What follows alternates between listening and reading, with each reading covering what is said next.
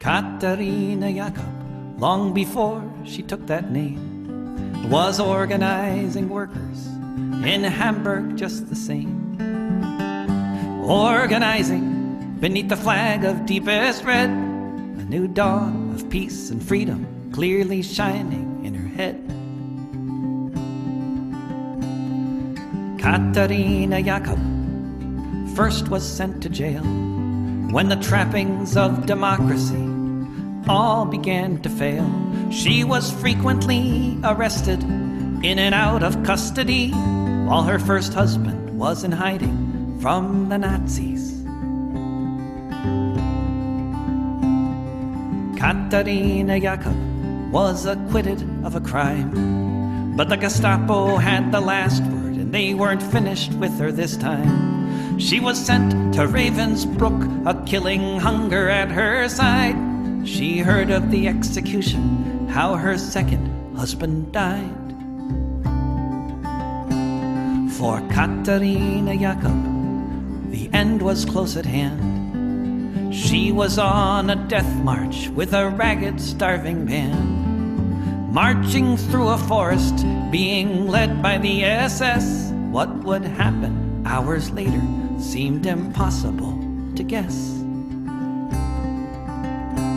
When the sun rose the next morning, it was the 1st of May, and they all sang the Internationale. They all sang the Internationale.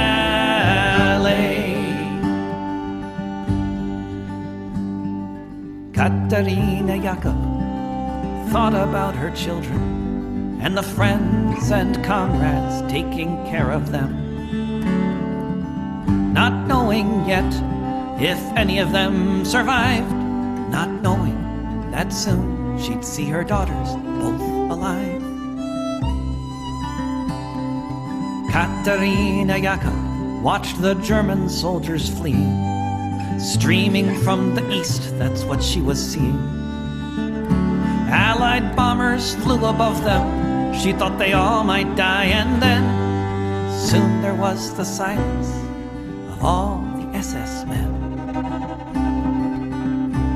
When the sun rose the next morning, it was the 1st of May, and they all sang the Internationale. They all sang the Internationale.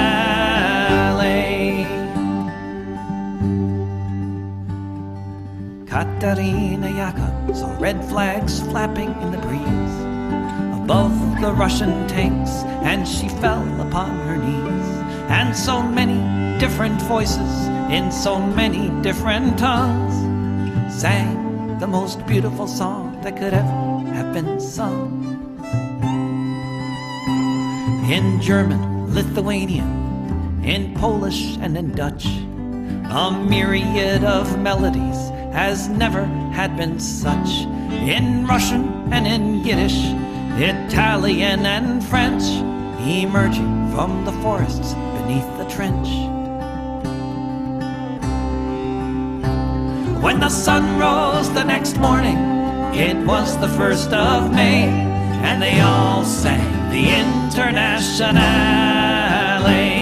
When the sun rose the next morning, it was the 1st of May, and they all sang the Internationale. They all sang the Internationale. Völker, hört die Signale auf zum letzten Gefecht.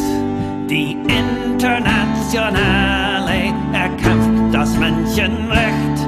Völker, hört die Signale auf zum letzten Gefecht.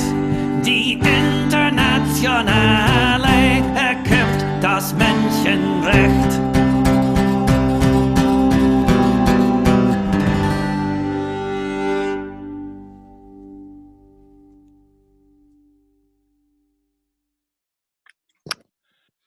Hello and welcome to Revolutionary Socialist Review for Monday, November 16th, 2020. At least that's when we're taping. This one is subtitled "A Desperate American Empire Doubles Down on neoliberalism, neocolonialism, and global tyranny. This is Chris Driscoll, that's me, one of your two co-hosts. The other is here with me, Rainer Shea. Hello, Rainer, how are you? Hello, I can see you got some inspiration for what to talk about from what I've been writing about. I've certainly had lots of reactions from Biden's victory. I can tell he'll be even worse than Obama, and in some ways worse than Trump. I mean, he'll kind of be worse than Trump by default because every president this century is worse than the last. Yeah. By necessity of the conditions of capitalism and empire. Yes, and I, as always, I take a lot of influence, a lot of suggestions, so to speak, from your writing during the week when I don't get to talk to you as much. So that's one of the ways I keep in touch with you, keep up with what you are doing.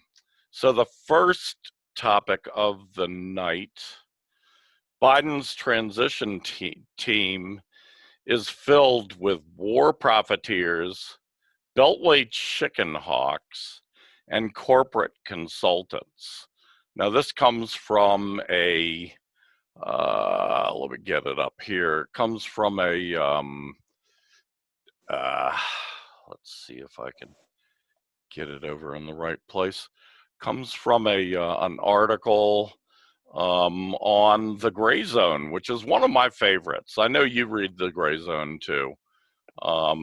This one's from Kevin Gazdola from November 14th. Go to thegrayzone.com, I think it is, thegrayzone.com, the URL, and look for Biden's transition team is filled with war profiteers, Beltway chickenhawks, and corporate consultants.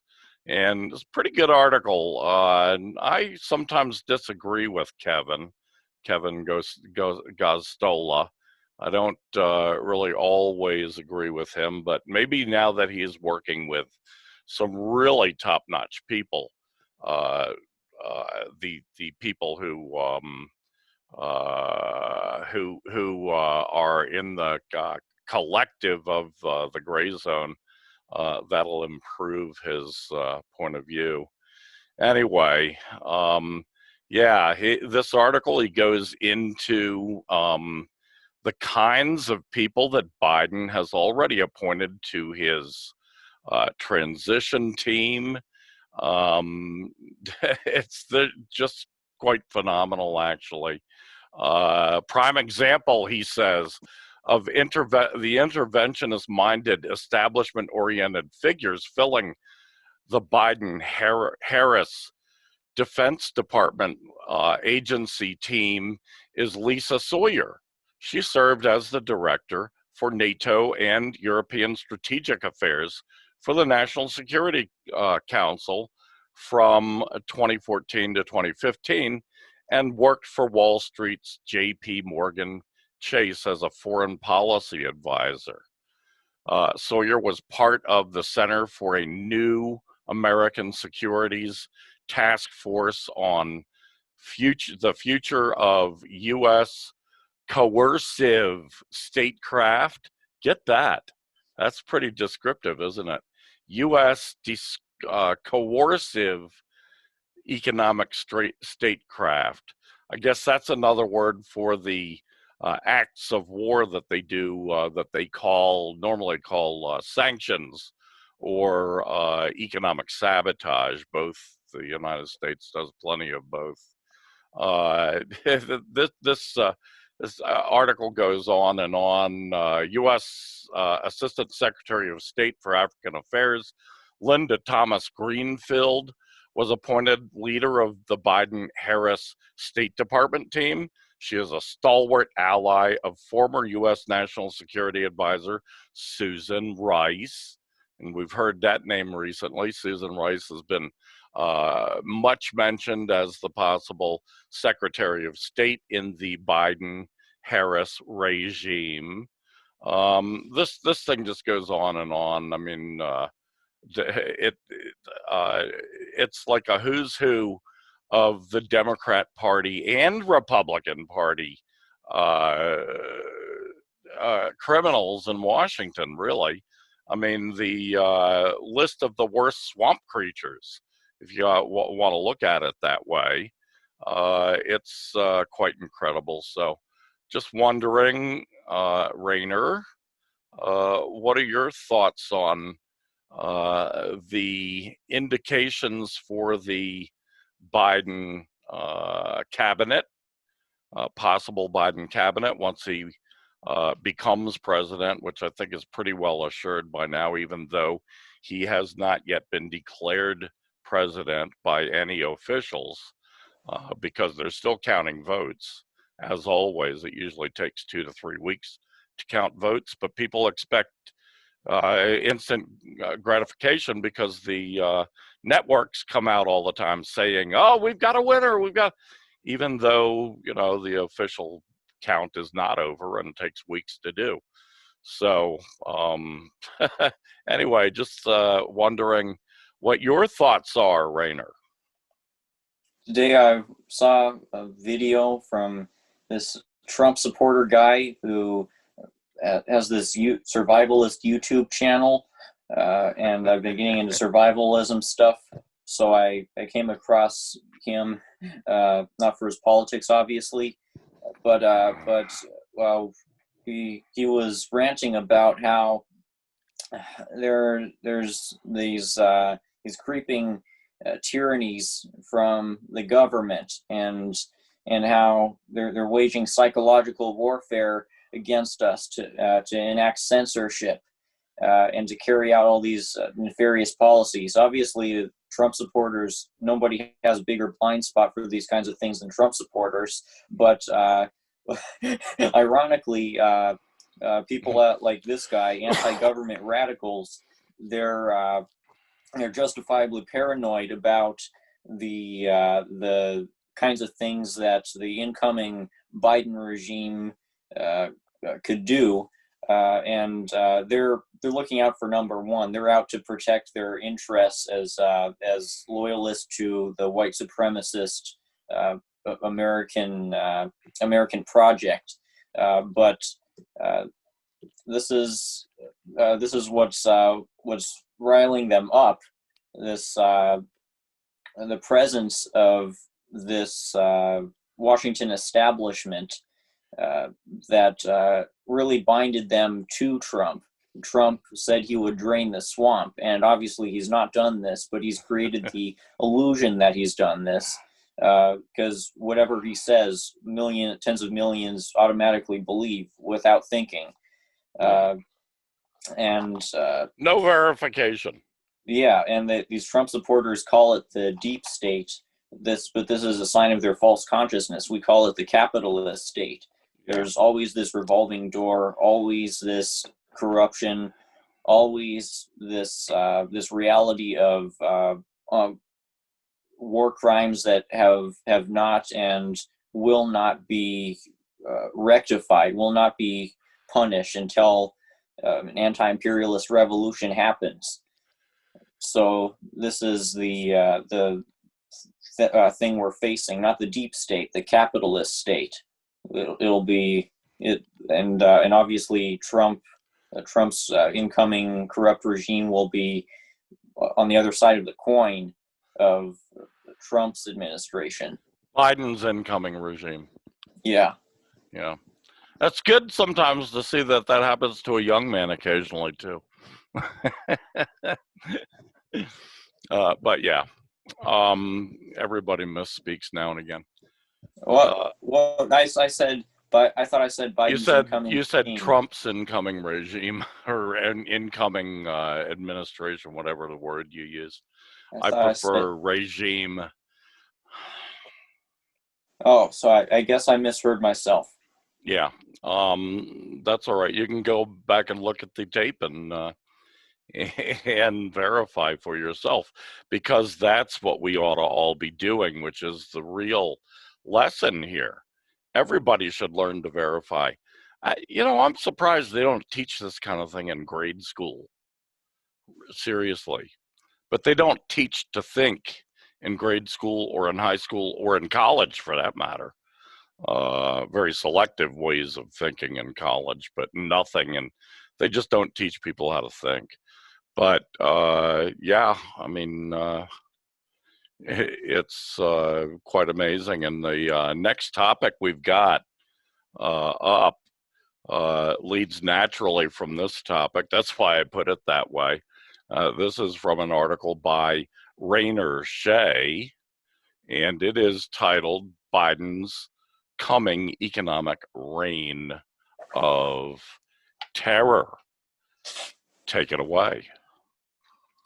I've been looking at the policies that Biden and his team want to enact, and it's clear that Biden is going to expand the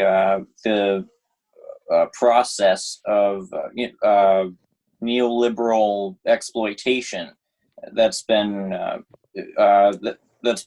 being carried out by the U.S. ruling class and its proxies throughout the whole neoliberal era, and really well before the neoliberal era, because the neoliberal era has only been what's built upon the previous era of global corporate expansion and economic hitman. You might have heard of John Perkins' Confessions of an Economic Hitman, where he described how throughout the 20th century, after World War II, the U.S.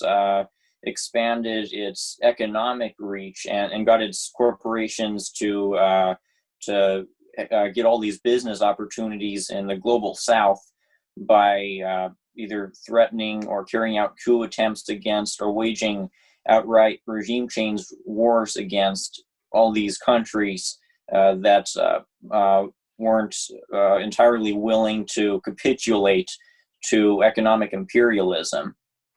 And now all the countries within the periphery of the U.S. NATO empire are becoming overexploited more and more by this escalating process. It's been escalating especially throughout the COVID-19 era so far. This process of increased austerity and privatization and engineered wage cuts. Apparently the IMF is on its way to enacting these kinds of policies on seemingly unprecedented scale. 81 countries worldwide, this is how they've been exploiting the COVID-19 crisis.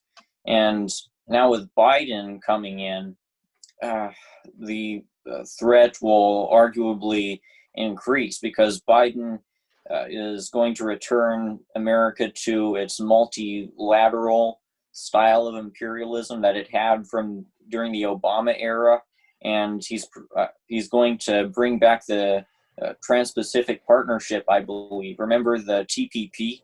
It was that big, scary so-called trade deal. Wasn't really about trade. It was about creating a system that totally streamlines corporate power grabs around the world, and that would have blown up the free internet, and that would have shipped out all these jobs, and that would have degraded so many environmental protections. And Trump abandoned the TPP not due to pressure from labor interests. And I believe that Biden is going to try to pursue the TPP and rebrand it as some kind of miraculously improved thing. But no matter how much he improves it, it's going to still fundamentally be a deal that would streamline corporate power grabs. And so as Biden tries to instate the TPP, he and his team are going to enact austerity. This is their plan to expand the austerity of the Trump era. Even though Biden will undo some of Trump's regulations, even though he has a plan to carry out some executive orders on his first day that could have some positive impacts.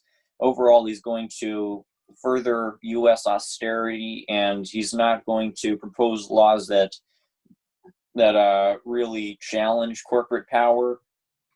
And he's going to enter into the TPP, and he's going to try to help facilitate the IMF's 81 country-wide austerity campaign by carrying out Obama-style coups in Latin America. You might have seen the Mint Press News article that observed how Biden's team, it's been reported, wants to return to the Obama campaign, the campaign that Obama's administration did, where they were supposedly fighting corruption throughout Latin America. That's was supposedly what it was about, but it really led to a coup in 2016 in Brazil that paved the way for Bolsonaro. Yeah, that's that sounds exactly like what I've been reading, not only in your article but in many others. There's really big news, which I'm going to that I just came across today, because this just happened. It was actually, the treaty was signed on Friday. The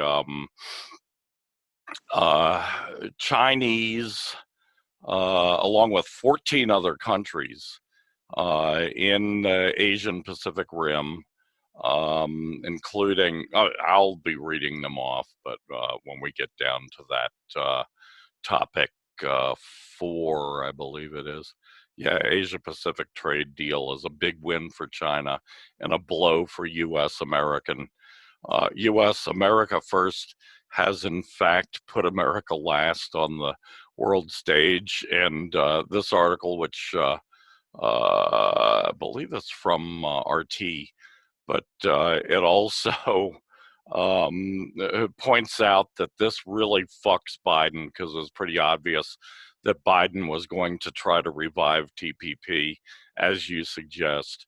And this puts the kibosh on that, because these all of these countries, the 14 other countries besides China, were to have been in the TPP, and they were powerfully pissed off when Trump walked away from TPP. And, instead, it looks like they turned to China. And this deal from China is much better for them in all kinds of ways. I'm not going to get into the details because I'll be getting into it on topic 4. But, yeah, Biden's fucked on that front. He's pretty much fucked out of Asia. I mean, I don't, at this point, with countries like Japan, Australia, New Zealand joining this new treaty along with China, I think they may invite the United States to join. Who knows?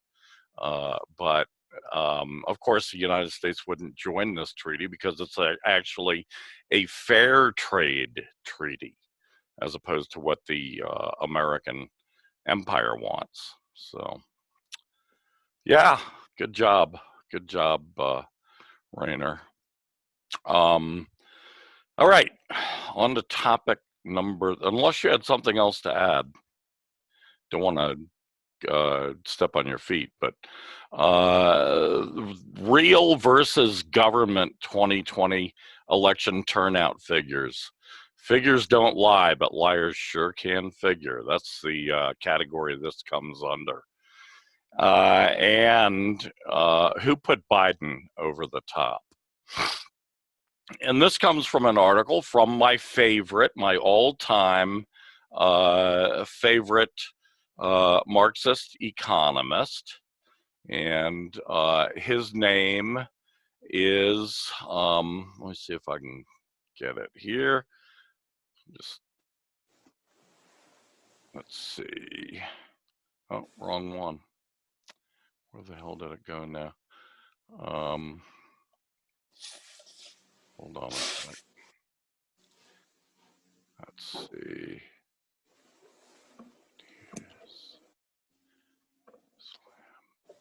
Oh no, I hope I haven't gotten rid of it or destroyed it or something.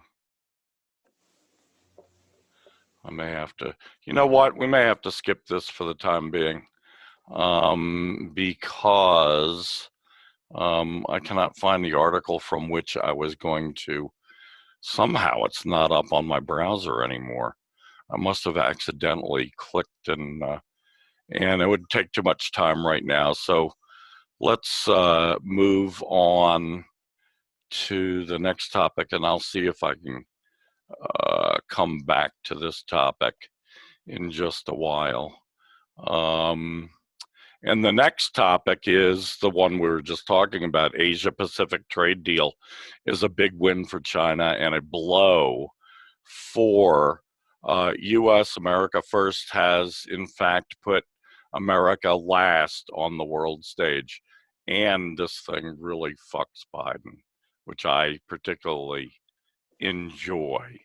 So, yeah, this comes on the heels of the of last week's annual meeting of SCO, of the Shanghai Cooperation Organization, which also had some big news, which I will be mentioning a little bit later on.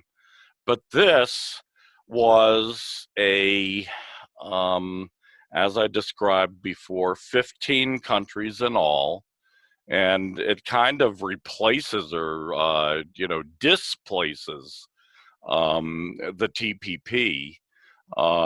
These are the who's who of Asia Pacific countries.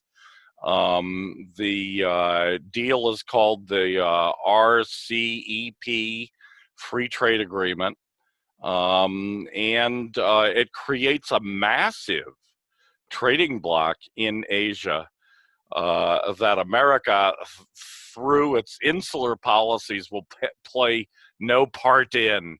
The author here says. The author is Tom Foudy, a British writer and analyst of politics and international relations with a primary focus on East Asia. And this news comes from RT. I actually downloaded some other articles. The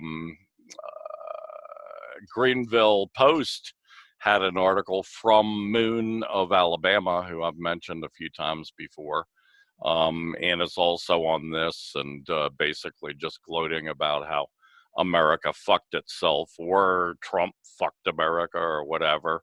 But you know, this is going to be the RCEP, by the way, is the Regional Comprehensive Economic Partnership, and so it's acronymed RCEP, and came after a summit of these 15 nations. The nations include Brunei, Cambodia, Indonesia, Laos, Malaysia, Myanmar, the Philippines, Singapore, Thailand, and Vietnam, as well as their trade partners, Australia, China, Japan, and New Zealand, and South Korea.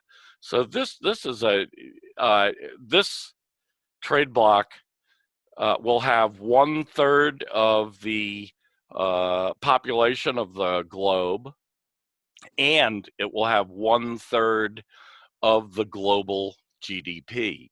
So it's an enormous, enormous trade bloc, something that the Biden, I'm sorry, the Obama-Biden regime were watering at the mouth over. U.S. labor hated it. Working class organizations all over the country hated it because they saw it as as bringing a lot of competition and that would lower their wages.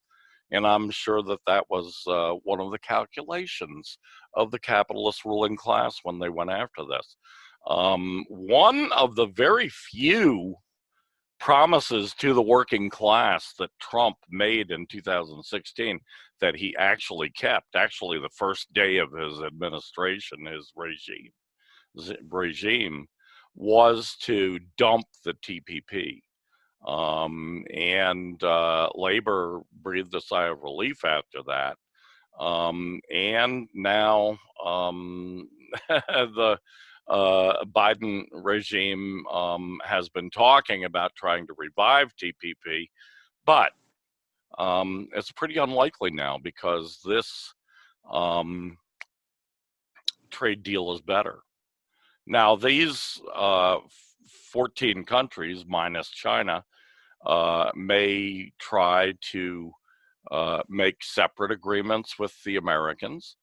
China has already made a separate agreement with the Americans last year. This economic partnership will eliminate 90% of tariffs, so greatly eliminate trade barriers, trade wars, and so forth. And of course, I mean, it's going to focus Asia on Asia. That's an incredible thing right there. I mean, it's going to focus Asia away from the American empire. Those countries that have been the closest imperialist partners to America, like Australia, Japan, South Korea, I'm sure New Zealand. This kind of drags them away from that to a certain extent. So we'll see how it all shakes out. But to me, this is enormous news. We should be rejoicing at this news. One thing that was pointed out in the article by the Greenville Post was that the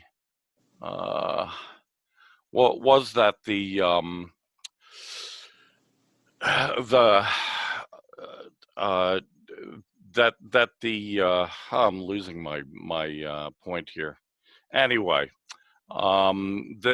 this is really, really big news, and I think that it spells even more great things for the Chinese people, great things for the Chinese economy. So what are your thoughts, Rainer? Wow, so it sounds like because this alternative route has become so viable, it seems like it was made viable by the Trump era, by Trump's willing to act in a way that was adjacent with labor. Yeah. He rejected the TPP, it seems like, because of his protectionist brand of nationalism. Exactly. And this is, wow, this is big news because it shows how the Trump era did irrevocable damage to U.S. hegemony, and that not even Joe Biden will be able to reverse. So, wow, this is bringing me joy. Though me too. I don't know how much of an effect this will have on the material conditions, aside from having Americans and the people of all these other countries dodge the bullet of the TPP.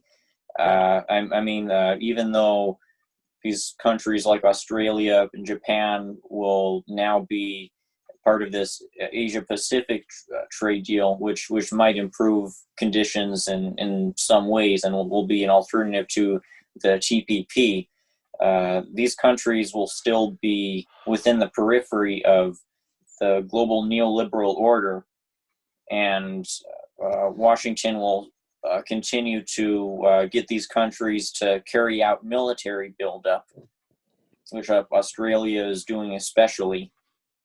And there's going to be this NATO 2030 program, which is, I think, done seemingly in reaction to stuff like this, wild cards like this, where Trump has come in and disabled their ability to return to the TPP, return to the TPP in these countries. They're going to institute NATO 2030 and absorb Australia and New Zealand and Japan and South Korea into NATO directly, and will then have greater ability to get these countries to carry out military buildup. And NATO 2030 will also make these countries more politically controlled by NATO, whatever this should mean.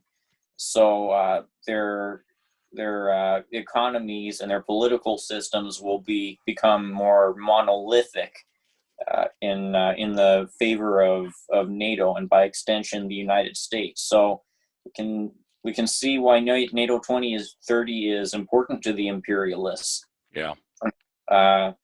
And in this next decade, I mean, it seems like it's going to be more of what we've been seeing, struggles between the rising economic power of China, because the more China rises, the more practical it becomes for all these countries to sign on to trade agreements with it. And the U.S. is going to try to strike back by carrying out more military buildup and occupations and economic warfare, however much as possible. So perhaps Biden will react to him not getting his way with the TPP by ramping up warfare against China, ramping up the Cold War. Exactly. Yeah, the other thing I'd wanted to mention is that the American media, the one article I read on this on this Asia Pacific deal mentioned that they did an extensive search for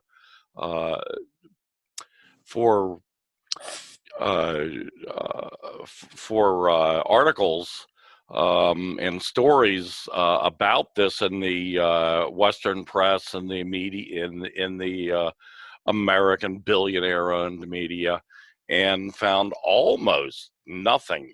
They mentioned even with the New York Times that they had one little blurb about it, and that was it. They didn't really obviously didn't want to touch it.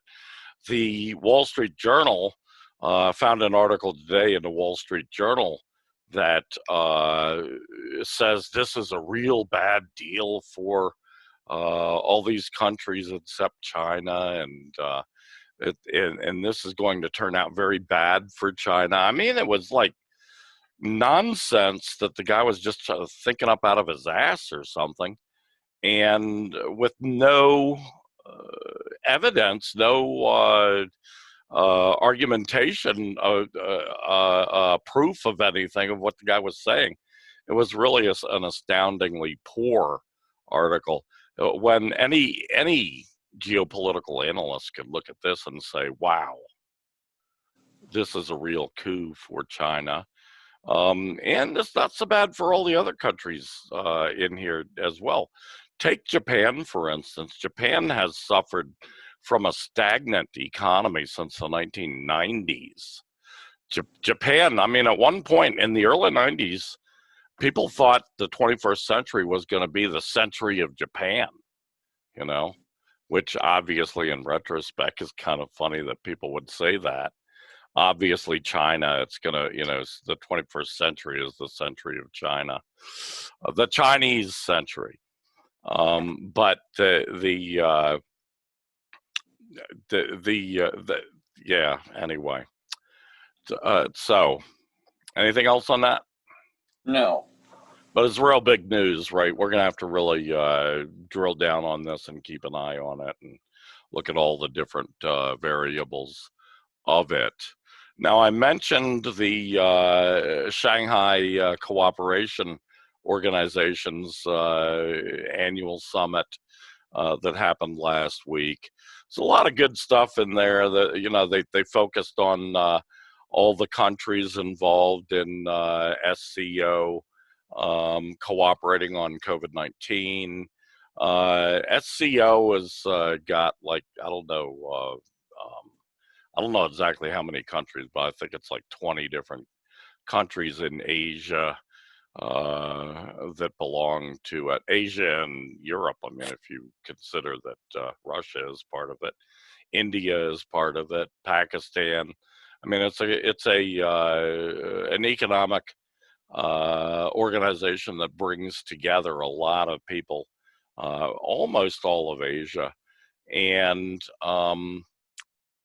anyway, one of the joint communiques coming out of the summit was a condemnation of American imperialism, a condemnation of the sanctions that the United States was issuing against many of the countries that are involved in the SCO. Really scathing condemnation there, which I thought, yeah, that's good. It's very, very good. Yeah, and they came up with, there were some like confrontations there as well, like apparently the Hindu fascist Modi, Prime Minister of India, used his entire address to the SCO Summit to blast China and to blast President Xi. So there was that that confrontation. But they also, the SCO came up with a framework for conflict resolution, which they hope will further advance bringing China and India together on their border dispute, and hopefully avoid anything much worse than has already happened. And that it has already happened that there have been clashes between Indian forces and Chinese forces there on the border region that they share. I have reported on that in the past. So there you have it, the SCO Summit this year. So it seems like this reflects the trend we were just talking about, how the countries in this region and ultimately in the broader Asia Pacific are increasingly setting themselves up against the economic interests of the United States, since the United States has nothing to offer them. I mean, aside from America's partners in imperialism, Japan, Australia, and New Zealand, the countries in this region have nothing to gain really and everything to lose from capitulating to the United States. And this is the case for the majority of the countries of the world. This has always been the case for the majority of the countries in the world when it comes to imperialism. Most countries don't stand to gain from aligning with the United States. So what the United States can do is carry out all sorts of violence, like coercing these countries into doing business with the U.S. through sanctions, or assassinating defiant leaders, waging wars, doing occupations.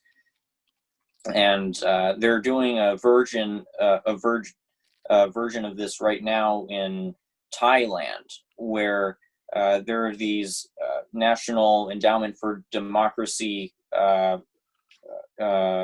actors who are trying to co-opt the legitimate protest movements within Thailand, who are protesting against the Thai monarchy. So they're trying to take the opportunity and make sure that whatever government may come next will be loyal to the United States and won't be signing on to the Belt and Road Initiative, China's Belt and Road Initiative, like the Thai monarchy is. Right. Exactly. Yeah, I love that phrase from that one woman that's on the new Biden transition team about the coercive economic tactics or whatever it was. That's so descriptive. Anyway, onward to topic number 6. We're making good time tonight. Of course, we skipped a long one, but I did find that article, so we can go back to that. The thing about election results and the supposed record turnout, which is not a record. The ruling class braces, this is topic number 6, the ruling class braces for a revolutionary crisis. And this is another one by the oh so prolific Rainer Shea. Take it away, Rainer. I've been looking at the academic studies and even intelligence studies that have been done in recent years that show how in the United States is sure to experience great instability in the coming decade or so. You saw this this article mentioned within my article from this Japanese researcher who has claimed in a couple months ago that within 10 years the U.S. is going to split up, balkanize like the Soviet Union did, and man, that sounds kind of out there. I mean, the U.S. state seems so strong right now, and I honestly don't expect the United States to balkanize within the next 10 years. I think it'll remain unified until sometime later, until the S really hits the F, and there's great destabilizing factors like significant sea level rise, or an even more significant pandemic than COVID-19, or a really prolonged depression. But by 2030, all these things will be well on their way towards destabilizing the United States, and the Pentagon is preparing for this, as evidenced by a Pentagon report from that last year that said that the U.S. electricity network, the U.S. power grid, could collapse within the next 20 years. And they're saying that the Army needs to prepare for this, to carry out whatever humanitarian operations that they're able to, which realistically they won't save everyone. They'll neither have the material ability nor the mandate from the capitalist ruling class to save all these poor and desperate people who will become climate refugees in the coming years. So as this process continues of climate collapse and economic collapse, the ruling class is going to try to stop this from turning into a revolutionary movement. All that they have to do is stop all these poor and desperate people from being able to organize into a mass movement that has the militancy, equipment and training, and the organizational capacity, and the support from the ideological support from the broader population to be able to realistically take down the capitalist state. They want to sabotage the Marxist-Leninist movement and stop it from giving these dispossessed masses the tools to take matters into their own hands and overthrow the capitalist state. If they can stop this mass movement from gaining very much traction, then they'll win. the capitalist class will win, because we've seen how the capitalist class, within places like surrounding places like Gaza, places that are extremely poor and filled with unemployment and resource deprivation, are able to be kept under the control of the capitalist ruling class through intensive state repression and perpetual warfare against the population and against the parts of the population that are trying to rise up. So we could begin to see more dynamics in the coming years that resemble these kinds of extreme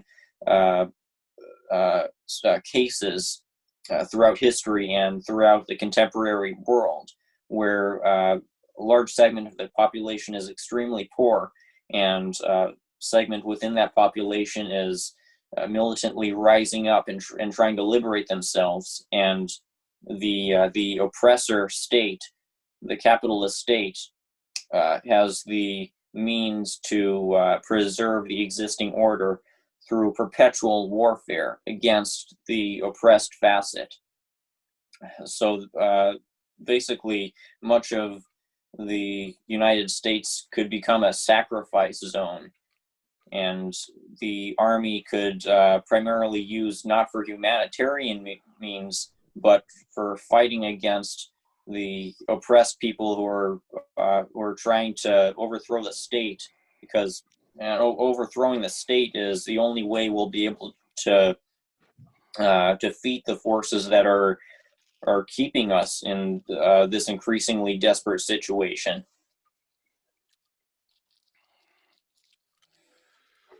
Okay, yeah.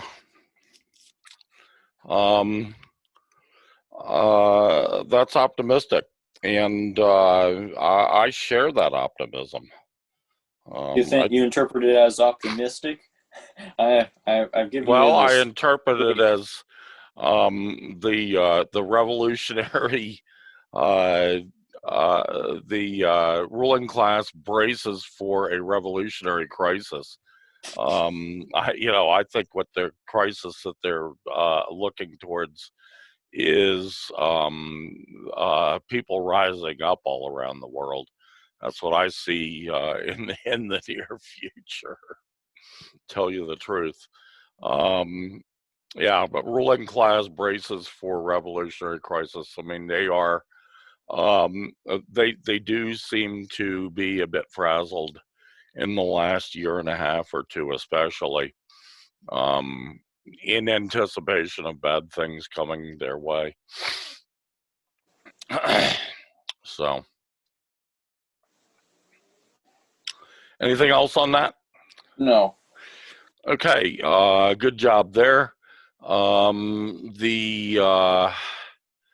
Chinese media slams big anti-China loser, quote unquote, big anti-China loser Pompeo, says his days as Secretary of State are nearly over. Topic number 7. And this,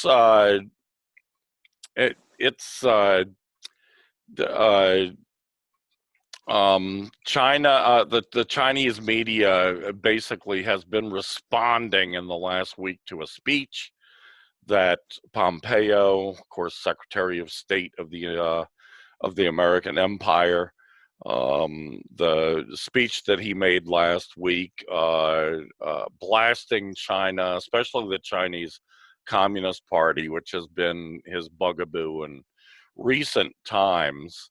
And he has embarked on a tour of several American allies in the Asia Pacific, which not really surprising, is it, when the news we just heard about the Asian Pacific trade deal. That not very surprising that they're trying to shore things up with their allies there, many of whom are now trade partners in this gigantic trade bloc that China was instrumental in putting together. So, basically his tour of the Asia Pacific is all about slamming China and trying to turn countries back against China. So, and the Chinese media, from what I could tell from this article, I don't read Chinese, so Mandarin or whatever. What's the other one? Mandarin and the two major languages in China. I don't read that, so I can't read it, but I have to take this this our author's this author's word for it, but this to me is this is indication of that the Chinese media is having a good time, having some sport with Pompeo, pointing out that his days are numbered, his days are nearly over. So, I mean, I really, I'm sure what he's going to be doing is making threats, economic coercion, as they call it, right, against Japan and Vietnam and Australia and New Zealand, South Korea. But, all of these countries, all they have to do is laugh it off, just like the Chinese media are doing, because Pompeo is not going to be there in a month and a half. So long, Mike Pompeo. Good riddance to you. I wonder if Biden's Secretary of State will continue these same behaviors, since they hope to go even further than the Trump's administration has at economically strong-arming these countries and expanding U.S. economic interests worldwide. They want to bring back the TPP, but all these countries won't let them, from what you've told me. And I wonder if the current paradigm will continue. Maybe it'll continue in a more aesthetically subtle way. Like Pompeo has been pretty.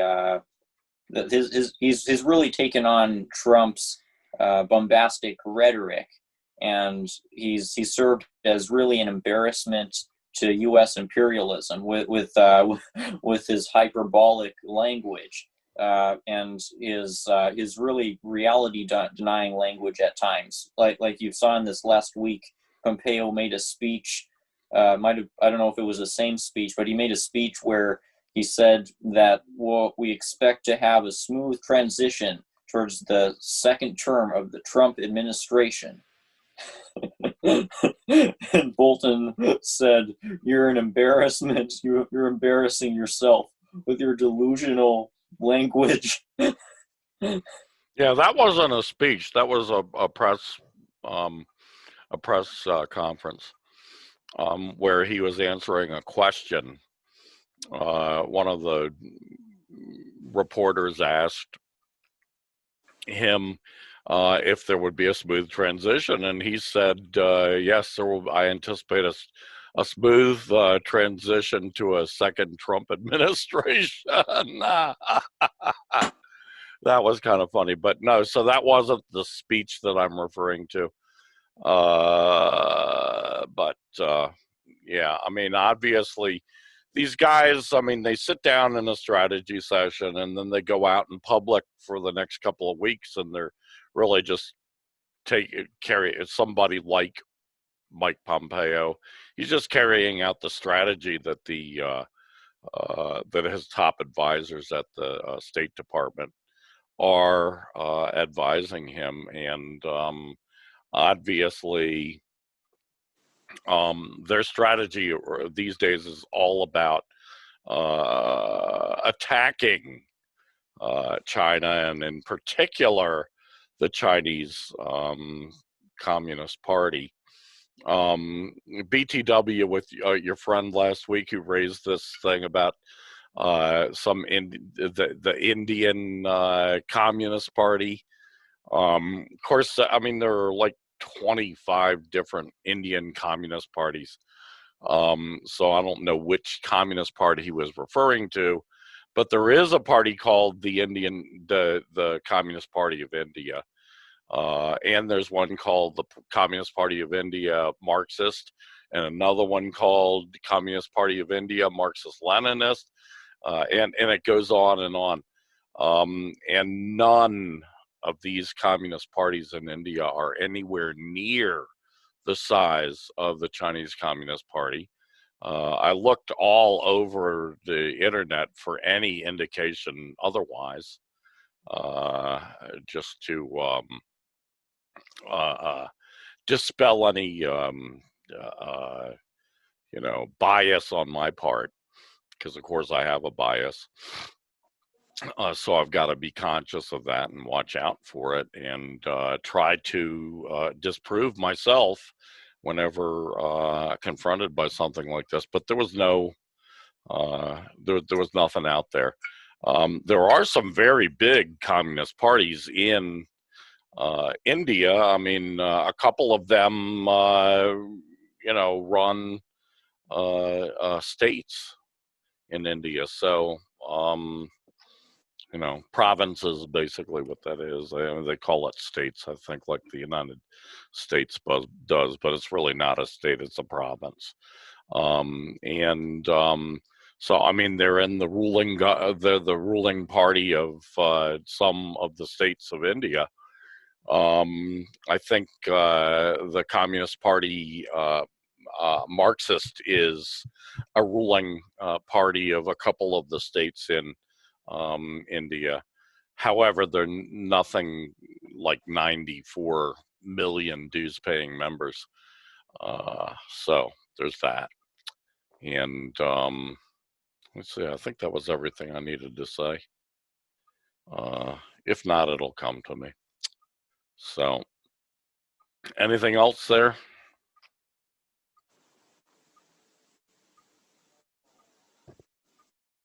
Rainer? Oh, I shook my head. Oh, no. I'm sorry, I couldn't see you because you're in the little tiny picture, not in the big picture. Okay, so let me get my bearings straight. That was topic number 7. Topic number 8 is the U.S. is a thief crying, "Stop thief," quote, "stop thief," unquote, and poses military threat to the world. Topic number 8. Let me see if I can find this to refresh my memory. My poor fucking memory is not what it once was. See if I can find, oh, here we go. Yeah. And this is from the Communist Party, the Chinese Communist Party, or the Communist Party of China is the way they like to go. From their People's Daily newspaper, which is the main spokes, mouthpiece, let's call it that. That's an old kind of like a gangster term, but it's like they're the mouthpiece of the Chinese Communist Party. And it's kind of an interesting article, or I guess you'd say that this is a editorial. I think this is an editorial from November 13th. Which date was November 13th? Wasn't that the Friday, last Friday? Anyway, the article says the U.S. spread rumors at the United Nations once again during the general debate of the 75th session of the UN General Assembly, First Committee on Disarmament and International Security, the U.S. representative once again slandered China over COVID-19 panic, falsely claimed that Russia and China were constantly developing nuclear weapons, thus seriously threatening international peace and security. This is obviously the U.S. playing its old trick of a thief crying, "Stop thief!"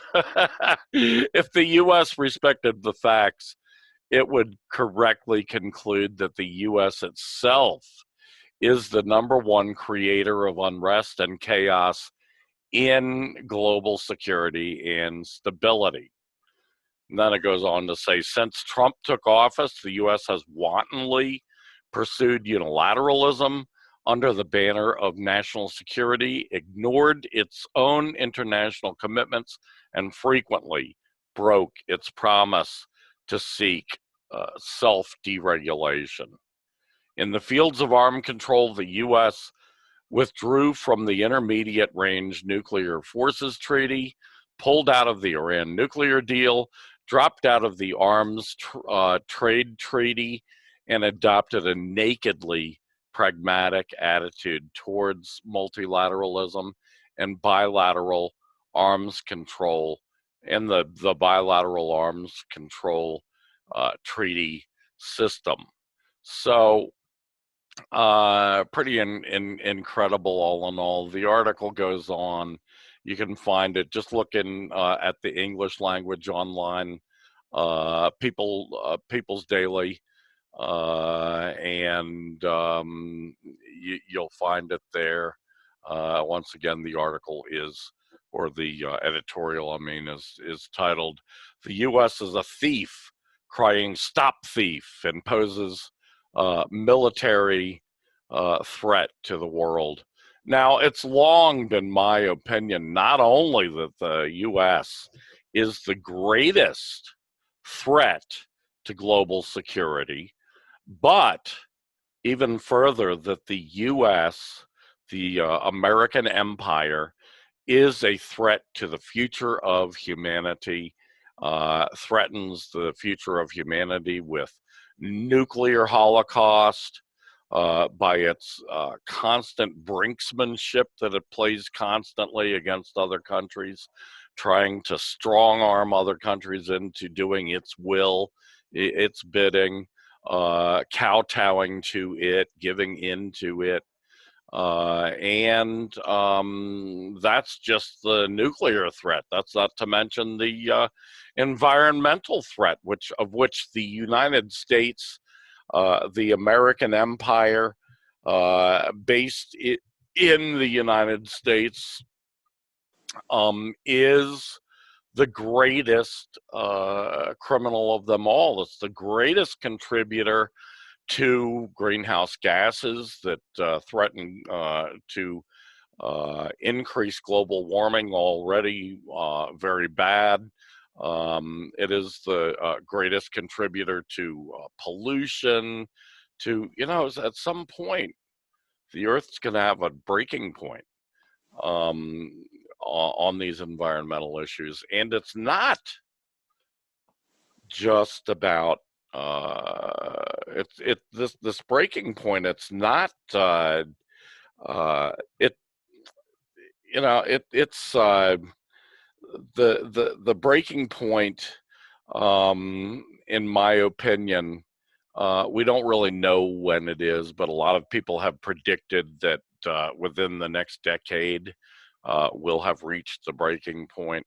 I don't really know. I mean, there's different ways of looking at it, but whenever, sometime in the not too distant future, in your life, Rainer, maybe not my own, we're going to see these people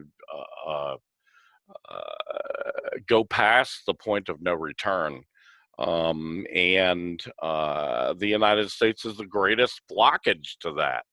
Withdrawing from UN climate treaties, as an example. And I mean, the UN climate treaties are pretty pathetic if you look at it, of what they really commit countries to do. But the United States won't even commit to those limited measures to try to mitigate the worst of climate damage, the worst of environmental damage, which is not just in the so-called climate crisis. I mean, it's the crisis of the sixth great species die-off, which, in my scientific opinion, is a even worse calamity that we're living through right now than global warming. You know, I mean, the disasters keep coming. The drive for short-term profits above all else, the profit motive, it's going to kill us all if we don't do something about it. And my slogan that I always use, I end a lot of what my diatribes on Facebook about it or here, is really quite simple. Socialist revolution is the only solution. Right, right. You know, Biden will, of course, re-enter the UN climate treaty, but he's going to accelerate the crisis in other respects. He's, of course, going to not fundamentally challenge corporate power. This was something that he promised, according to this one article by the columnist David Sirota. You may know him. I met him once. Yeah. Oh. Matter of fact, he had the job that I used to have before I had it, which was Ralph Nader's press secretary in 2008, in the 2008 presidential campaign. He had the job before I did. So go ahead. I'm sorry. David Sirota has pointed out that Biden has made a big promise to his Wall Street donors that he won't propose legislation to really challenge corporate power. It seems like pretty much all he'll do is reverse the very worst of the deregulations, environmental deregulations that Trump put in place. He'll reverse those, he promises, on his first day. And that first day, it'll probably be by far the best day of Biden's presidency. From there, it'll be all downhill.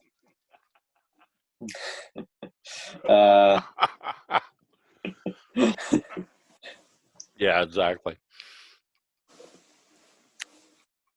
So, I'm sorry, I didn't mean to interrupt you. Well, that's basically what I mean. That Biden will barely correct the course.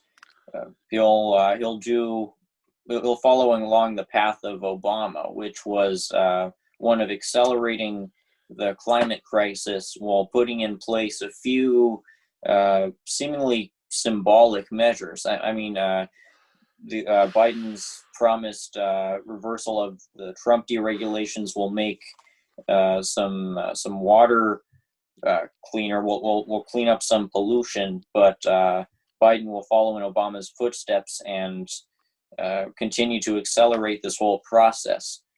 And what will come after Biden, it's hard to imagine that this situation, our reality, gets more extreme every 4 years, every decade. I wonder what it'll look like a couple decades from now. I mean, the Pentagon has estimated what it will look like a couple decades from now. It's estimated that due to climate-related crises, much of the U.S. power grid will collapse, and the United States is the core of global imperialism, the country that's supposed to be the very most secure and peaceful. So who knows what the rest of the world will look like by then, and who knows we'll be able to survive. Who knows we'll be able to hold on to the comforts of modern life. Yeah, really. It's frightening to me. I'm pretty sure I'll be dead by then. So, but not that that makes me any more want this to happen. And that's why I've dedicated so much of my life to instigating for, educating for, agitating for, organizing for socialist revolution, for a working class displacement and disenfranchisement and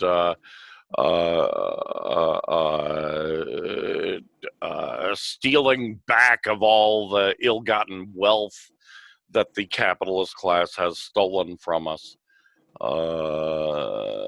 just because of this. Because in the end, I mean, I don't know if that will improve my life any. I kind of suspect it will, just because that's been the way it's happened in every socialist revolution. Although, you know, unfortunately, socialist revolutions also tend to get a lot of blowback from the capitalist class and their toadies. And so the, you know, there's usually a time of civil war after a socialist revolution. There's usually a time of deep divisions and strife and a shock to the economy and so forth. So I don't know. What I do know is that these insane criminals that we call the capitalist class are going to kill us all. They're going to kill our world. I mean, at least the human part of our world. This world will no longer be any good to live on for human beings if we allow these gruesome criminals to continue with their criminal activities, the kind of criminal activities that Biden and Trump and Obama and W. Bush and Bill Clinton and his wife represent. So anyway, onward to topic number 9. Americans want to ramp up imperialism to better themselves. Another article by Rainer Shea. Take it away, Rainer. I'm looking at the choices that people are having to face, people who live within the United States, amid this time of uncertainty and unrest and social dysfunction and danger from both from COVID-19 and from escalating climate crises and from the rapidly growing poverty and unemployment.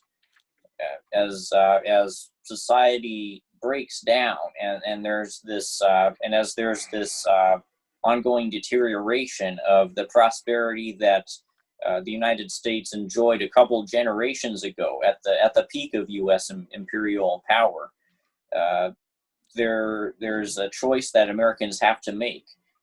Will you join the effort towards socialist revolution, or will you go in a reactionary direction? Will you take the dark path, where you try to vie for more of the benefits from U.S. imperialism? All the factions aside from the revolutionary socialists have taken this dark path. Even the social democrats have taken this path because the vision that the social democrats want isn't one of anti-imperialist revolution, but of a fortification of U.S. imperialism, where the U.S. empire continues its violent exploitation in many respects, while scaling back some of the wars potentially, and will strengthening the internal capitalist structure by expanding social welfare programs. it's not like even these social welfare programs are ever even going to come into being in the United States, because as we've discussed many times, neoliberalism is the system that the capitalist ruling class is committed to. They will not allow somebody like AOC or Nina Turner to be elected president. They won't adopt these social democratic policies. All they want is a future of endless austerity and war. And since the majority of politically engaged Americans can't think outside the box of imperialism, all they can think to do is vie for more of the benefits from imperialism. These Trump voters vote for Trump and for Republicans because they see it as in their best interest. They see the Republican Party as presenting a way to fortify the nation, and in their minds, fortifying the American nation is what can be done to improve their material conditions. They want to fortify the capitalist, imperialist, colonial power structure rather than think outside the box and embrace a new kind of system. And the same is the case for these Democrats who want to continue neoliberalism, like the petty bourgeoisie and the labor aristocracy, and those who are a little bit lower than these tiers but are still culturally assimilated into the neoliberal ideological hegemony. All these political camps want the same thing, which is increased imperialist benefits for themselves.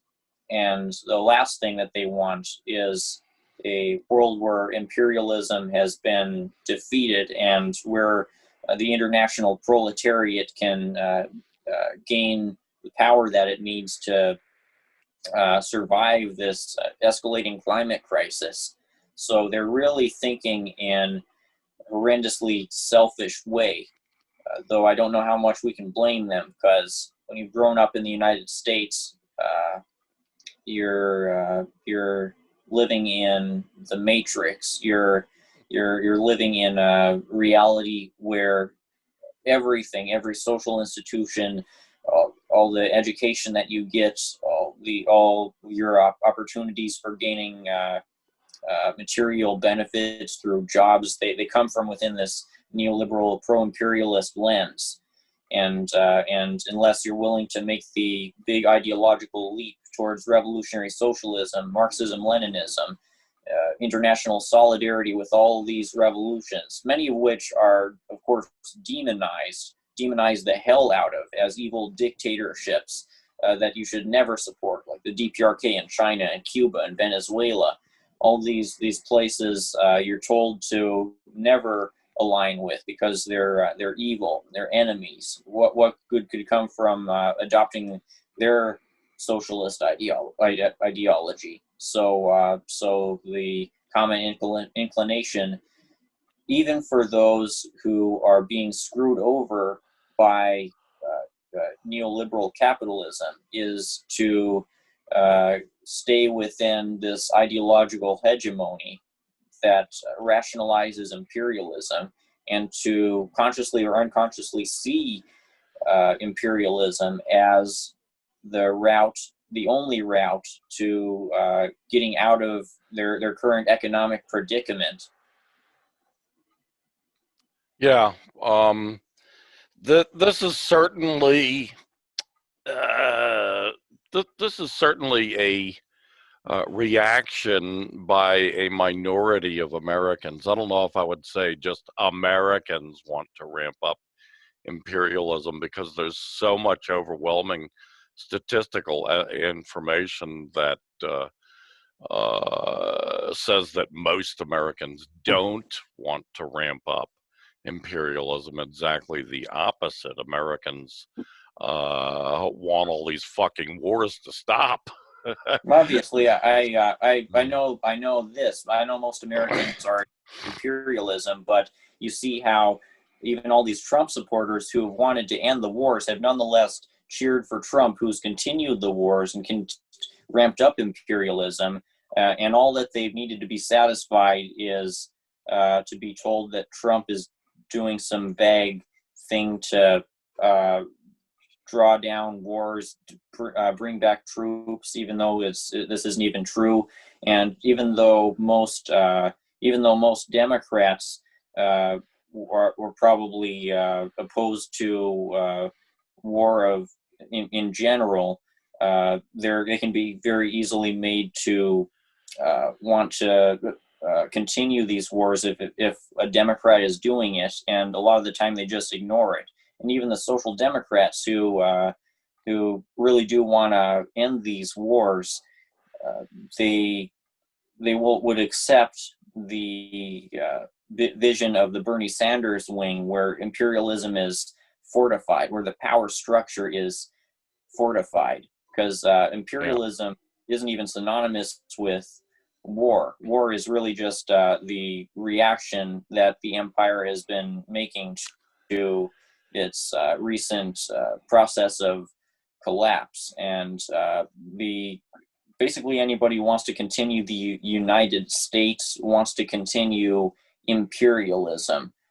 They want to continue the exploitation of native lands, the occupations, the perpetual violence that's waged against the victims of this settler colonial project. So I'm thinking on a macro scale, I'm thinking in a way that really delves into the root of what imperialism is. The reality is that most Americans are not willing to abandon, as of now, the American identity and the concept of the United States. They think it would be crazy to wage an anti-colonial proletarian revolution, which is where social fascism comes in. What I'm talking about when I decry these social democratic aspects of this pro-imperialist ideology is social fascism. I mean, Sanders has been complicit in many cases in the imperialist-led war against the Palestinian people. One of his bills has helped perpetuate the drone wars, and as you know, he's been complicit in many imperialist projects. So this is how the pro-imperialist ideological hegemony is perpetuated. It comes from all the mainstream wings in the United States. So we need to break out of it. Well, we definitely need to break out of it. That's for sure. Sanders, I mean, there's no doubt that he is a dyed-in-the-wool imperialist, and that's the hallmark of European social democracy, which he identifies with, is imperialism with a happy face plastered on it. Imperialism with a welfare state, basically. That's his idea of socialism. We know that that's not socialism. It's certainly not the Marxist definition of socialism. That there are elements in the United States. There are some Americans who are gung-ho about ramping up imperialism, and that's what it's going to take right now. Biden knows that. Biden is getting prepared for that, as we've described in this discussion. Liberals, in general, liberals are pro-imperialist. They always have been. They have never not been. Neocons, they are always pro-imperialist. They have never not been. If you take those two categories, it probably represents less than 30% of the American public. Those two categories, definitely. Social Democrats are so few that they don't even really appear on actual organized Social Democrats like the DSA or like the Bernie Sanders organizations. They're so statistically insignificant, they don't even appear on the radar. I mean, it's like, trying to track the Green Party vote tally in the last couple of weeks. I mean, they're so tiny, so small, they don't even appear in most polls. Even when they ask the question specifically, do you support Howie Hawkins, who was not only the nominee of the Green Party, he was also the nominee of the Socialist Party, an organization I believe you used to be affiliated with, and the nominee of Solidarity, which is a Trotskyite split from a split from a split from a split. So, I mean, he was nominated by 3 parties, and still he didn't appear. I mean, he just, statistically, they're nothing. And likewise with the Social Democrats, statistically, they're nothing. Statistically, people in the United States fall into 3 categories: Democrats, liberals; Republicans, which are of 2 types these days. They're the neocon Republicans and the paleocon nationalist Republicans of the Trump variety. And those 2 parties together, you look at the votes. I'll get into that. I think we'll wait until next week to talk about this.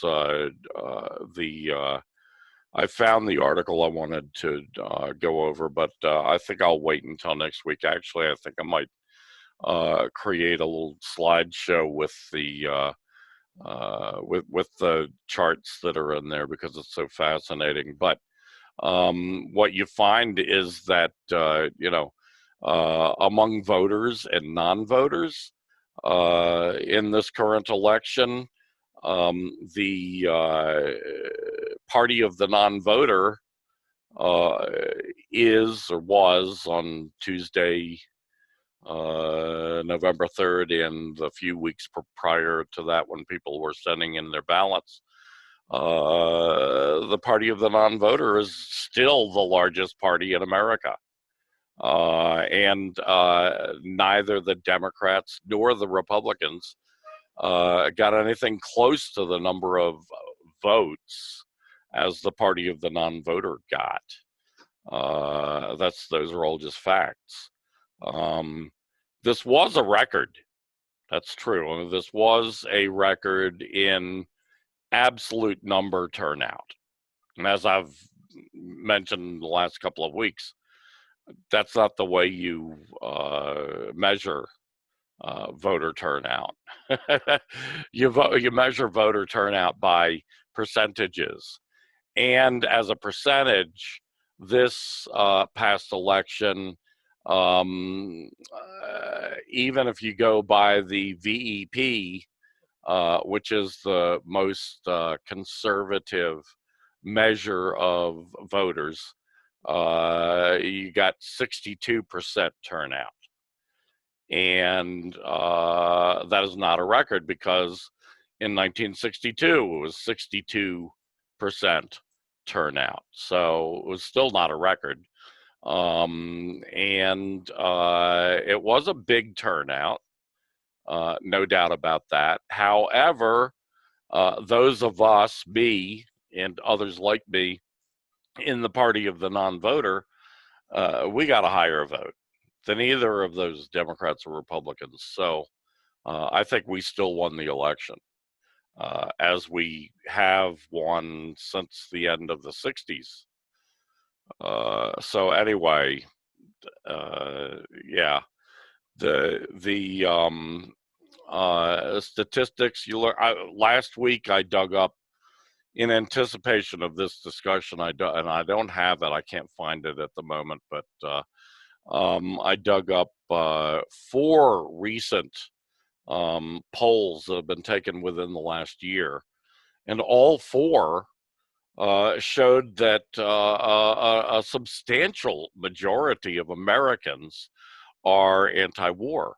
And I dispute one thing with you, Rainer. I think in this day and age, and during the age of neoliberalism, war has been essential. It's been an essential part of the survival of the capitalist imperialist system. Well, haven't I said this in a recent article that America's economy is essentially a war economy? A war economy, exactly. So, yeah, I mean, what Americans say about war is their I should say, I shouldn't say there because I'm an American too. That is our answer to imperialism. We're saying, oh, you need war for your evil criminal system to survive. Well, fuck you. We say no to war. You know what was astounding to me? Among active duty personnel and veterans, 61% were opposed to all the wars that the U.S. is involved in right now, and favored a withdrawal. Now, Trump, I reported last week that Trump had fired Esper, Secretary of War Esper, and the new guy that they brought in has said that they will be withdrawing forces from Afghanistan by Christmas. That's what they say, and that's what Trump is now saying. And Iraq. And to make the point more clear, a whole slew of top brass at the Pentagon were fired. And they were all the people who were foot dragging on this and refusing to obey the orders of the president. And you know what? I mean, Trump is obviously really a weak president, always has been, because any normal president would have just fired their asses right off the bat, 4 years ago, or almost 4 years ago. They wouldn't be waiting around until the end of their regime when they've lost the election to do all this firing. But the upshot is they're saying that they're going to bring soldiers home from Afghanistan by Christmas, and from Iraq not pretty soon thereafter. Yeah. So, anyway, I just think most Americans, they don't really know that America is an empire, but it kind of smells like it, and they're uncomfortable with that. Yeah, well, what I'm saying is there are layers to it. There's nuances, and though most Americans aren't really conscious of America's role as an empire, and they would probably be appalled if they were to get a proper education about it. They're conscious of America's role as the most powerful country on earth, and they seem to like this because the more economic power American corporations have around the world, the logic of neoliberalism and capitalist solidarity and proletarian solidarity with capitalists. That's this ideology that tells them that their interests are tied in with the interests of the U.S. capitalist class. Right. This kind of logic makes it appealing for the U.S. to further its economic interests in places like Venezuela. Right. I mean, let me interrupt for a second. I've got to step away for just a minute. Go on and continue what you're saying. I'll be back. Right.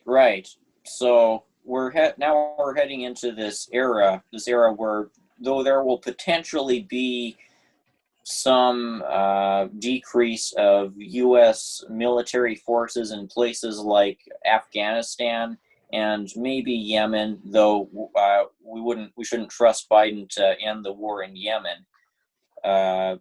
There's also going to be a great ramp up of U.S. imperialist machinations throughout Latin America. As we've discussed, Biden plans to carry out the very powerful style for carrying out coups that Obama pursued. He plans to do this in whatever Latin American country steps out of line in the coming years. And they might try to carry out a coup in Chile if Chile's new constitution turns out in a way that is detrimental to U.S. capitalist interests. They're almost definitely going to try to carry out a new coup in Bolivia. I mean, leaked emails recently revealed that some U.S. mercenaries are planning to carry out a big Bay of Pigs-esque invasion attempt of some sort within Bolivia. So we'll see what the hell happens there. And man, there's so many layers to imperialism. It's not just war. It's also the projects to overthrow the governments of countries which defy the United States, and the Cold War effort to try to militarily and economically strong arm China, and the sad reality of the power of U.S. imperialist propaganda is that most Americans, seemingly the vast majority of Americans, have become enamored with this anti-Chinese mythology, with this idea that China is carrying out genocide against the Uyghurs, and that China is acting as an evil dictatorship against its people. Stuff like this keeps most Americans tethered to the U.S. imperialist ideology, though it should be acknowledged that quite a lot of Americans, maybe around half, are apolitical in some way. They don't vote, and they don't seem to have strong enough of opinions to identify with the Republican or Democratic parties, though they can be pretty easily swayed in a certain direction when they start to get involved in politics.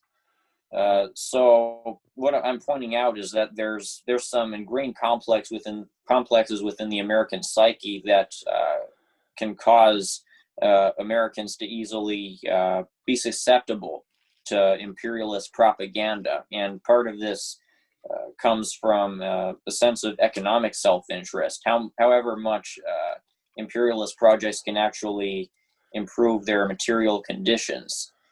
And the ironic thing about this whole situation is that however much these poor Americans or economically disenfranchised of late Americans vie for the benefits of imperialism, their conditions are going to keep deteriorating.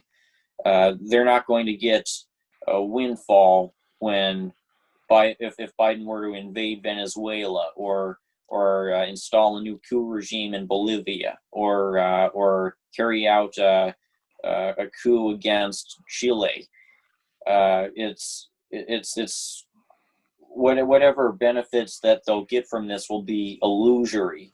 There'll be a sense of nationalistic triumph, and at the same time, inequality will continue to increase. As we know, Biden's administration will continue to increase austerity. And as we know, he won't fundamentally challenge corporate power. So this is the sad situation that Americans find themselves in, whether or not they support imperialism. These people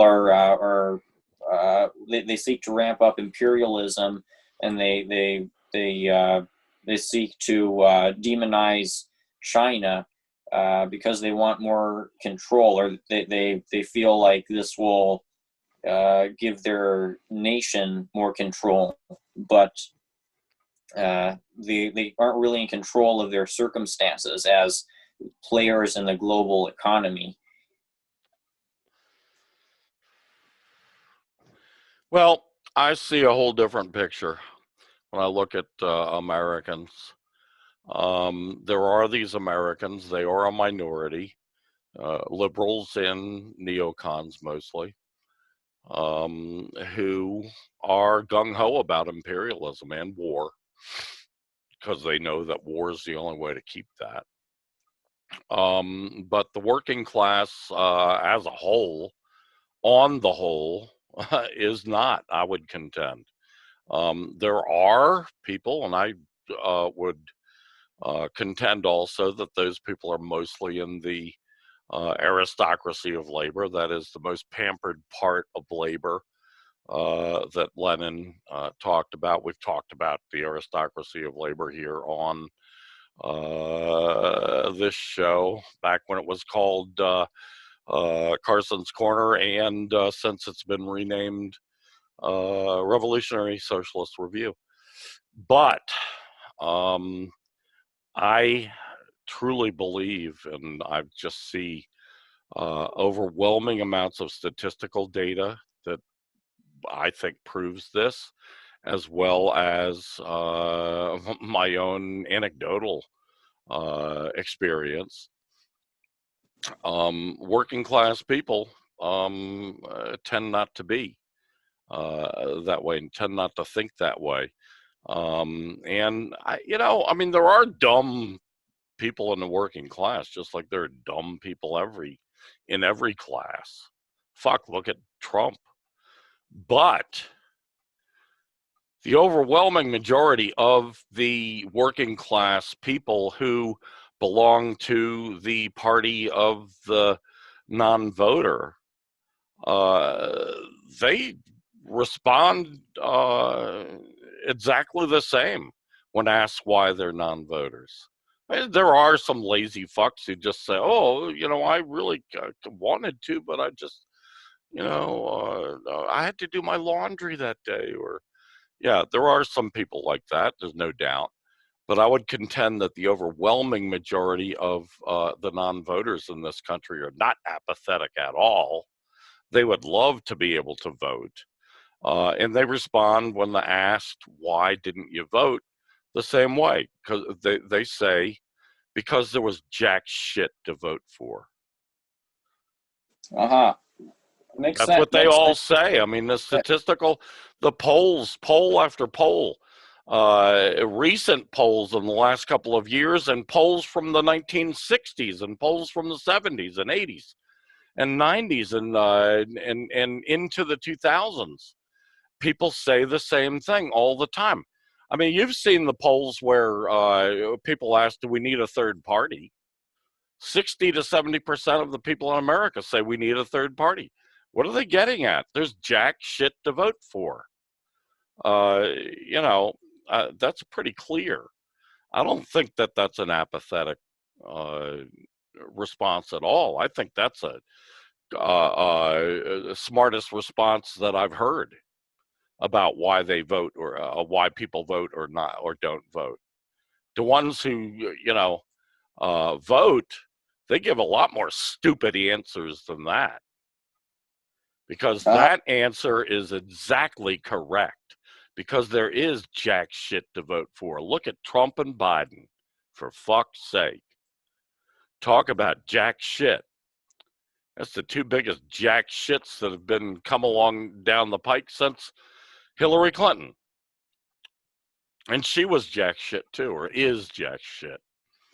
You and I have a different view on this, I've got to say. And every time this kind of thing comes up, I'm a Marxist. And Marx tells me, and it's pretty clear in Marx's writings, if you read Capital volumes 1, 2, and 3, it rings out at you. Capitalists exploit and rob. They exploit the labor of the working class, and they rob us of the surplus value we create. There's no such thing as a windfall. There's never, ever been a windfall for any working class person anywhere in the world, and certainly not in greedy America where the capitalists are ultra greedy. They don't share their ill-gotten gains with anybody. When they steal it from another country, they keep it for themselves. They don't share it with the working class.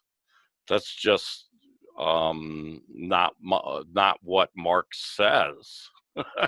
Marx says exactly the opposite, that these fuckers steal from us. They rob from us. And I think instinctively in the gut, most working class people know that. Now, there are people who are bought off, like I've said. Lenin describes that. It's called the aristocracy of labor. And actually, I mean, our definition of aristocracy of labor has expanded quite a bit, because when Lenin was talking about it, he was really just talking about union bureaucrats and social democratic bureaucrats. That's all he was talking about when he was describing the aristocracy of labor. Now, we include certain highly skilled workers in that category. We highly paid workers, you know, like somebody's an IT worker who's part of the working class, obviously, because they're not management. They're wage workers basically, but they, you know, they're IT workers who make like $110,000, $120,000 a year. So, you know, they're obviously a bit more pampered than your average working class person. People like that, they tend to be liberals. Those statistics I'll get into next week, because we really don't have enough time this week. But those statistics that Michael Roberts marshals pretty well shows that to be true. So we'll get to that next week. Anyway, before we, you know, this is an ongoing discussion between you and I. So I'm sure we'll have it again. But in the meantime, I've only got 11 or 12 minutes left in this 2-hour segment. And I wanted to get to this last thing, which is pretty good news. We've had a lot of good news coming from communist countries. From socialist countries, more like, because none of these countries are actually communists. They have communist party governments. But communist Cuba develops coronavirus vaccines despite U.S. sanctions. This is some news that's just come out. Cuba has developed, and people who listen to this show will know that Cuba has one of the premier pharmacological pharma industries in the world, which is amazing for a poor little country. I mean, they've got 10 million people in Cuba, and they're one of the poorest countries in Latin America, due in large part to the American sanctions and the American embargo, the American blockade, American sabotage, deliberate sabotage. But they have this amazing pharmaceutical industry that has developed some really stupendous treatments, drugs in the past. And they have developed now three coronavirus vaccines, two of which have been recognized or registered by the World Health Organization, WHO, you know, the one that Trump recently withdrew from. Insane fuck that he is. All three are in trials right now. Two of them are in late trials, which means basically that they'll be ready to roll out in the next couple of months. So if you look at it, you know, Cuba has developed more COVID-19 vaccines that look like they're very promising. All three, especially the two that that WHO has registered as vaccines, are in advanced stages of trials. The other one is in an earlier stage of trials. I think the two that have been recognized are already in stage 3 trials, which is, you know, the last step in trials before it goes to market, gets out. Cuba has developed more successful coronavirus vaccines than the entire United States of America has. If you think about it, that's pretty incredible. Yeah. I wonder why the U.S. has lagged behind to such an extent, especially since the U.S. is the country that's been hit the very hardest. Is it another symptom of the capitalist malaise? What I don't know if I'm using the word right, or the capitalist self-detriment that comes up during crises like these. Yeah. I think that what it really comes down to is Cuba is not hampered by the profit motive. Cuba doesn't really give a fuck if it's profitable or not.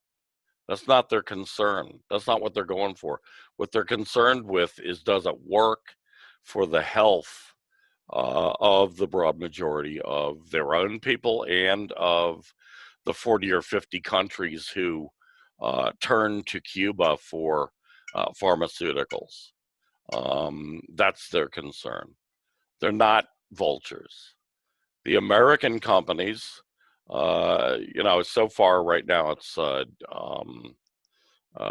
Pfizer and what's the other? Moderna. Pfizer and Moderna have vaccines in trial right now. So in both those cases, those are for-profit capitalist vultures. They have to be concerned not only with whether it works or not, because obviously they're not going to make a profit off it if it doesn't work, if it kills people or makes people sick. And apparently, these things do have some pretty nasty side effects, the capitalist ones. But they also have to be concerned with whether they're going to be profitable and wildly profitable, whether they're going to pay for themselves plus make the stock holders big profits, big returns on their investment. So they're more constricted in what they have to come up with. I think that's a big part of it, personally, based on all of my knowledge, all of my research. That's what I think. So makes sense. Was that the last topic? Yes. As I said, we'll deal with the returns, the returns and who put Biden over the top and all that. This is a really good article. I hope you'll read it. I had included it in the list of articles I sent, so look for it. It's the one that Michael Roberts, WordPress. How does it go exactly? Let's see if I can find it here. Oh, I might not be able to find it at the moment. Looking through a haystack of shit here. Oh, here we go. Yeah, it's thenextrecession.wordpress.com. U.S. election, women, the young, the working class, the cities, and ethnic minorities get rid of Trump. That's the name of the actual name of the article. So, between now and next week, read it. I think you'll find it's really fascinating, and really a tour de force in marshaling, in marshaling statistics and charts and so forth, that you can actually see what's going on with this election. It's pretty fascinating, actually. You can really see who voted for Biden, who voted for Trump, and who voted for the party of the non-voter, because he deals with all three, which is, that's the problem with most of these analyses. They act as though the party of the non-voter doesn't exist, or like we're not real human beings or something. So you get a skewed idea. If all you've been reading is that, you get the idea that, oh, Americans must love imperialism. They must be getting some benefit out of it or something, because that's the skewing that the capitalist media does. They won't talk about that embarrassing fact that the greatest number of people, greater than the Democrats who voted, greater than the Republicans who voted, didn't vote. They won't talk about that. They don't talk about embarrassing shit. It's like that stupendous, huge news. You would think that would be splashed over the pages of all the media, the news about the China and the 14 other Asian countries entering a trade bloc. That's huge news, but it's absent from the American billionaire-owned mass media that some people mistakenly call mainstream media. There's nothing mainstream about it. There's nothing mainstream about a tiny, tiny, 1/10 of 1% of the people owning all the media in the country. That's not mainstream media. That's, far right capitalist owned media. Anyway, anything else there? This is an argument I haven't considered before. The argument you make that relates to how so many people don't vote. A lot of these working class people, we can win them over. We just have to find them and prove ourselves to them. Yeah. My experiences with political debates have made me extremely cynical about how I'm able to trust other people, how much I should be willing to trust them. I feel like so many are ready and willing to betray me, to stab the communists in the back, to stab the global working class in the back. A lot of them, some of them out there will do that. You got to be wary. You got to be stealthy. Try to always be stealthy. But just in life, you run into people that astound and surprise you. I remember talking one time when I lived in Iowa. It was a couple, a man and a woman. They were about my age, who owned the house we lived in. It was a gorgeous house, like really great, like 1960s modern, like futuristic architecture.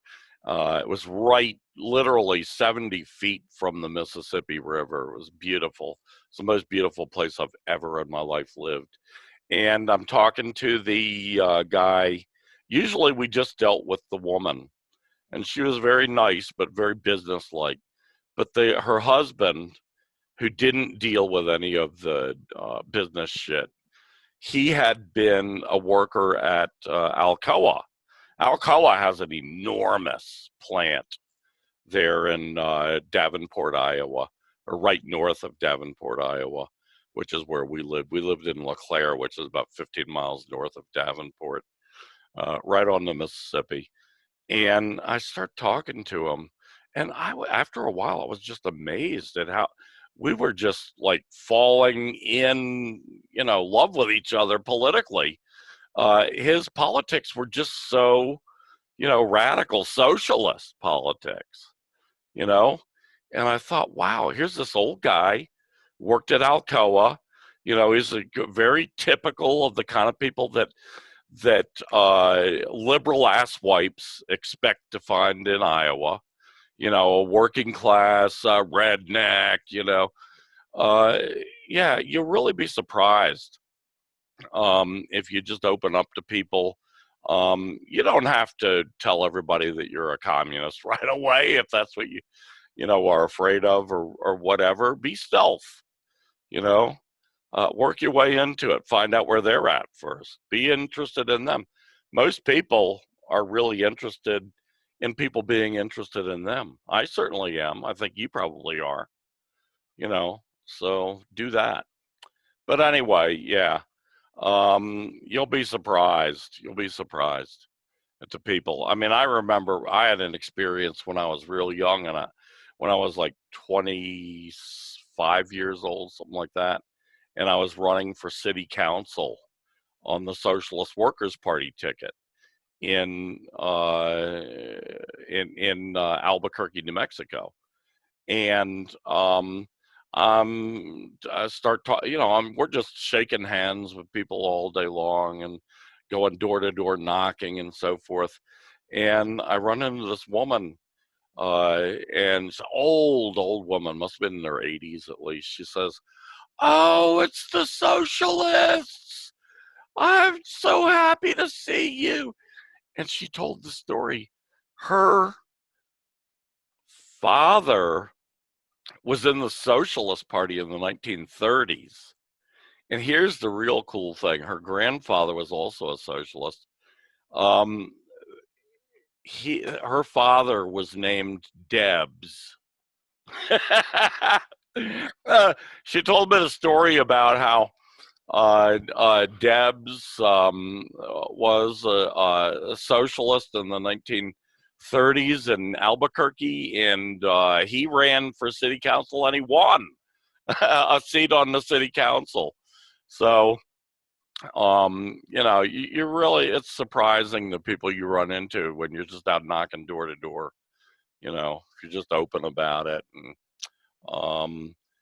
most people aren't going to like attack you with a knife, although there are those nuts out there who might do that. So you do have to be weary, but yeah, people are better than we give them credit for. So oftentimes, sometimes they're worse than we ever feared. So just, it's like what they say about love. You got to be open to love. You'll end up getting hurt, but you'll also end up, you'll also end up hopefully finding love. So, that's the way of life. It takes a certain amount of risk. Just be careful about how you do your risk. Okay, is that it? Yeah.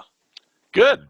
Good show tonight. Thank you, Rainer. Thank you to all of our viewers and listeners. And until next week, this is Chris Driscoll and Rainer Shea signing off. Hasta la vista.